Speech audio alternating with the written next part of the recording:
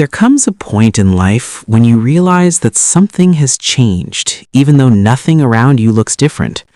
You still wake up in the same place, you still follow the same routine, you still talk to the same people, but inside you don't feel the same. It's not sadness, it's not anger, and it's not something you can easily explain. It's a quiet feeling that your old life no longer fits you the way it used to. At first, you try to ignore it.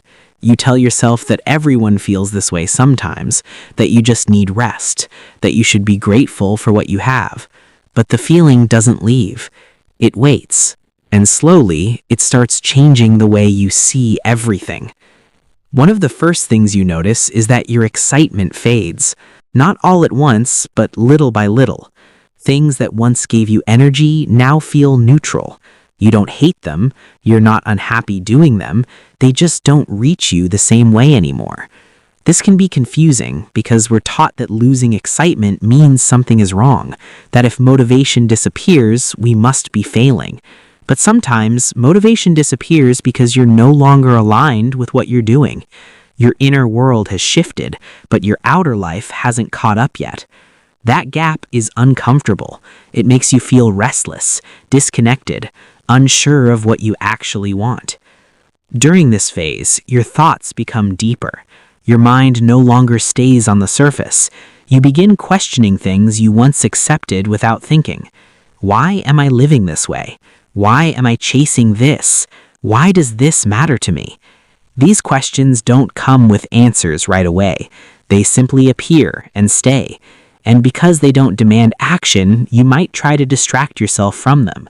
You stay busy, you scroll more, you fill your time with noise, but the questions return in quiet moments, at night, during long walks, in moments when you're alone with your thoughts.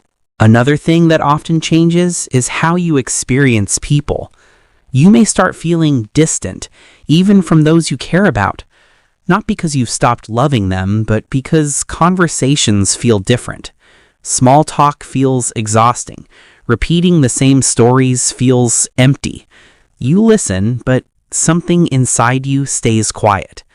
This can make you feel lonely, even when you're not alone. And that loneliness is confusing because it doesn't come from lack of people, it comes from lack of resonance. You are changing internally, and not everyone is changing at the same time. This is also when many people begin questioning their goals. Things they once worked hard for no longer feel meaningful. You may still pursue them, still show up, still do what's expected, but the drive feels different. You start asking yourself whether you're moving forward or just moving out of habit. This is where self-doubt often appears. You wonder if you're becoming lazy, if you've lost ambition, if you're wasting time. But what's actually happening is a shift in values. Your sense of what matters is changing, and that change doesn't announce itself loudly. It happens quietly and slowly. As this phase continues, emotions can feel heavier. Not dramatic sadness, not constant anxiety, just a steady weight. You may feel tired after resting, overwhelmed by things that never bothered you before, more sensitive to noise, conflict, and pressure. This doesn't mean you're weak, it means you're processing more internally. You're noticing more, feeling more, holding more awareness, and awareness requires energy. Many people label this phase as burnout or confusion. Sometimes that label fits, sometimes it doesn't. Because this isn't always about exhaustion. It's about outgrowing a version of life that no longer matches who you are becoming. One of the hardest parts is not knowing where this change is leading. There's no clear next step, no obvious direction.